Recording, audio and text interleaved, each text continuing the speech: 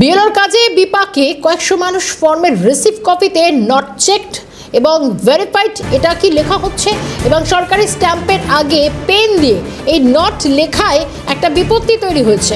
হাসনাবাদের বরুণহাট রামেশ্বরপুরে 43 নম্বর বুথে ঘটনা ঘিরে একটা উত্তেজনার ছবি। সমস্যা সমাধানের প্রশাসনের দ্বারস্থ হচ্ছে প্রায় এই বুথের 1300 ভোটার এবং তারা যে সমস্যার কথা বলছেন, বিএলওর এই কাজে আপাতভাবে সমস্যায় পড়ছেন। টেলিফোন লাইনে রয়েছেন আমাদের প্রতিনিধি শামীমুল্লাহ। শামীম, 1300 জন ভোটার তারা কি বলছেন, কেন তাদের এই সমস্যা তৈরি হলো? একেবারেই দেখো শর্মিষ্ঠা, তোমাকে জানিয়ে রাখবো এই যে ঘটনাটি ঘটেছে হাসনাবাদের বরুণহাট রামেশ্বরপুর গ্রাম পঞ্চায়েতের 43 নম্বর বুথের এই ঘটনা। এই বুথে 1300 ভোটার রয়েছে। এখানকার বিএলও রয়েছেন বিশ্বজিৎ নাথ।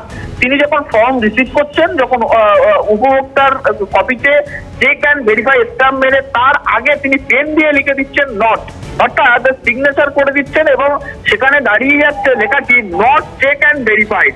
এবং এই লেখাটুকুর কারণে উপভোক্তাদের পরবর্তী সময়ে ইলেকশন দপ্তর বা বিডিও অফিসে আবারও ভেরিফিকেশনের জন্য কাগজপত্র নিয়ে যেতে হতে পারে।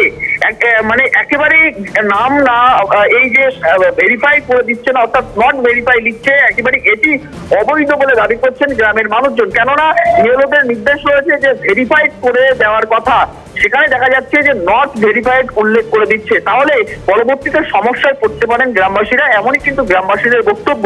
যদিও যে এলাকায় যে সমস্ত BLA-2 তৃণমূল কংগ্রেসের BLA-2 তারা রয়েছেন, তাদের বক্তব্য হচ্ছে যেসব মানুষের এইরকম সমস্যা বিএলও যাদেরকে নট ভেরিফাইড লিখে দিচ্ছে, আমরা প্রতিবাদ করলে আমাদের সঙ্গে আর বিএলও নিয়ে যাচ্ছেন না, অর্থাৎ বিএলও নিয়ে যাচ্ছেন না। এবং এই ঘটনা যখন সামনে আসছে, মূলত সাধারণ মানুষ একেবারে সমস্যার সম্মুখীন রয়েছেন। এবং এ বিষয়ে বিএলও যিনি রয়েছেন বিশ্বজিৎ নাথ, তার বক্তব্য যে প্রচুর কাজের চাপ রয়েছে, যাদের কাগজপত্র ভেরিফাই করা। কিন্তু বিষয় হচ্ছে যে হঠাৎ করে বিএলও কেন এই নট চেক লিখতে যাচ্ছেন এবং যে সমস্যাগুলো তৈরি হয়েছে, বিএলওর বক্তব্য শুনবে এবং তৃণমূলের যারা বিএলএ রয়েছেন তারাই বা কি বলছেন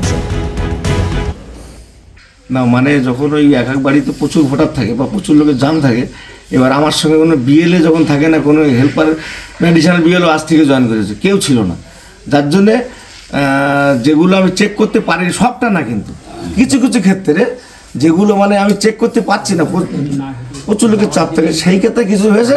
এবার তারপরে চেকিং করে আমি সব আবার ঠিক করে দিচ্ছি। আমার যেটা অফিস করে সেখানে করছি না, আপনাদের চেক করে আপনাদের তাদের যেটা অভিযোগ যে আপনি তাদের সঙ্গে কোঅপারেট করছেন না, তাদেরকে ডাকছেন না, সেই জন্য তারা আসছে না। সবসময় আমার সঙ্গে থাকে না, তো থাকে না বলে এই সমস্যা। কাল দিন সারাদিন আমার কেউ ছিল না, মানে তাই বলে আপনি নোট লিখে দেবেন? না না না, আমার কাছে নোট লিখে দিচ্ছি, মানে চেক করতে পারি সবাইকে না, যেগুলো চাপ থাকে বেশি আমি চেক করতে পারছি না, পরে আবার তাদের ডকুমেন্ট চেকিং করে আমি সব ঠিক করে দিচ্ছি। প্রতিবাদ করেছি এবং বিএলওর সাথে যথেষ্ট সময় দিয়েছি। সেই বিএলও আমাকে অ্যাভয়েড করেছে, আমাকে বলেছে যে তুমি আমার সাথে থাকতে পারবে না, তোমার আই কার্ড যতক্ষণ না থাকবে। হ্যাঁ, আই কার্ডের প্রুফ দেখিয়েছি আমি, আই কার্ডটা আসিনি হয়তো, কিন্তু আই কার্ডের প্রুফটা দেখিয়েছি আমি, যে এই আমার আই কার্ডের সিগনেচার, আমার ফটো সব কিছু আমার দিয়ে দিয়েছে, ঠিক আছে। পরেও আমাকে নেয়নি, আমি তারপরেও গিয়েছি, আমাকে বলেছে তুমি চলে যাও, ঠিক আছে। এবার তারপরে দেখা যাচ্ছে ফর্ম প্রতিটা বাড়ি দেওয়া হয়েছে, তাদের 2002 লিস্টে নাম আছে, তাদের আধার কার্ড আই কার্ড অরিজিনাল দেখে ভেরিফাই করে ফর্মগুলো দেওয়া হয়েছে, তারপরে বিএলও সিগনেচার হয়েছে। আর এই বুথের ভোটাররা কি জানাচ্ছেন, তারা কতটা বিপাকে শুনবো। গিয়েছিল বিএলও, ওনার রিসিপ্টে কি লিখে দিয়েছে? উনি যে কাগজগুলো দিয়েছে আমরা ফর্ম ফিল আপ করে দিয়েছি ওনার কাছে, যেটা সঠিক সেটা লিখেছি। আমাদের 2002 সালের লিস্টে নাম আছে, আধার কার্ডও সব সঠিক আছে, কিন্তু এখানে জমা দেওয়ার পরে ওই ডেটই লিখে দিয়েছে নট লিখে দিয়েছে। হ্যাঁ। আপনার তারপরে কি বলেছেন ওনাকে কিছু? আমরা বলেছিলাম, তা বলছে আমার ভুল হয়ে গেছে এসব বলছে। আপনি SIR ফর্ম ফিল আপ করেছেন? হ্যাঁ। বিএলও গিয়েছিল? রিসিপ্ট কপিতে কি লিখেছে? ও নট ভেরিফিকেশন। হ্যাঁ, নট ভেরিফিকেশন লিখেছে।